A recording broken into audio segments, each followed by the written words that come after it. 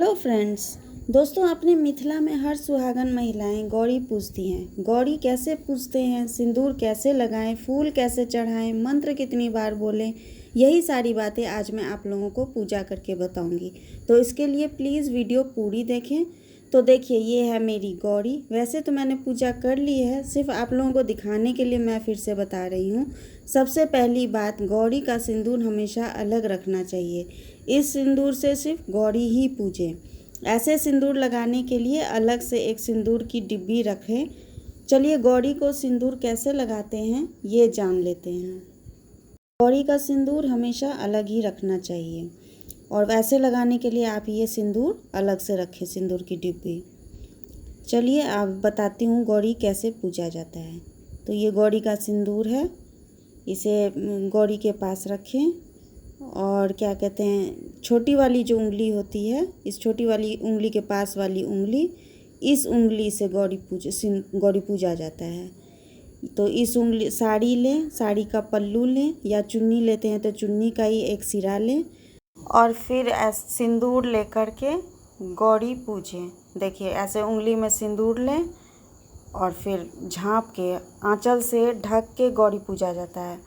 गौरी कभी भी खुले में नहीं पूजना चाहिए, हमेशा आंचल से झाँप के पूजना चाहिए।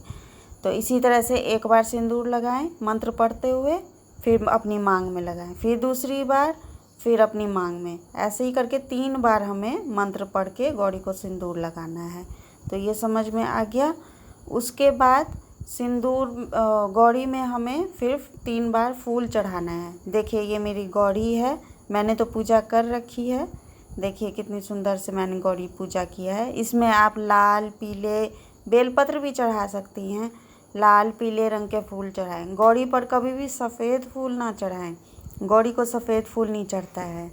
तो देखिए, इस तरह से आप गौरी को फूल चढ़ा सकती हैं। 3 बार गौरी को फूल चढ़ाया जाता है, लाल पीले ऐसे ही करके फूल चढ़ाएं। अब देखिए, अब बारी आती है प्रसाद की। गौरी को हमेशा नैवेद्य दे के ही पूजा करें, बिना नैवेद्य गौरी पूजा ना करें।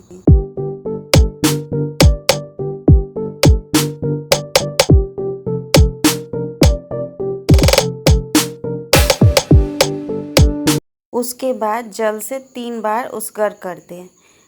उल्टा ऐसे नहीं उसगर करना है, ऐसे उसगर करें सीधा। कितने लोग उल्टा कर देते हैं।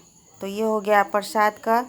प्रसाद हमने उसकर दिया। उसके बाद धूप दिखाएं, दीप दिखाएं, गौरी माँ को आरती करें।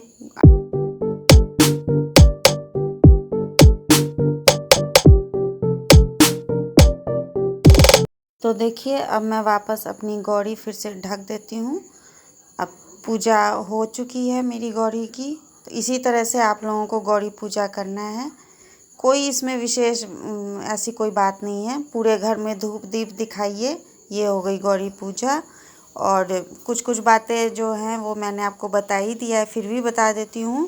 फ्रेंड्स, कितने लोग पूछते हैं पीला सिंदूर लगाएं या लाल सिंदूर लगाएं। तो दोस्तों, ये आपके अपने घर के कल्चर के हिसाब से है। सिंदूर सिंदूर ही होता है, चाहे वो पीला हो या लाल। आप अगर गुरुवार के व्रत करती हैं तो उस दिन आप चाहें तो पीला सिंदूर भी लगा सकती हैं। यह आपकी अपनी इच्छा है।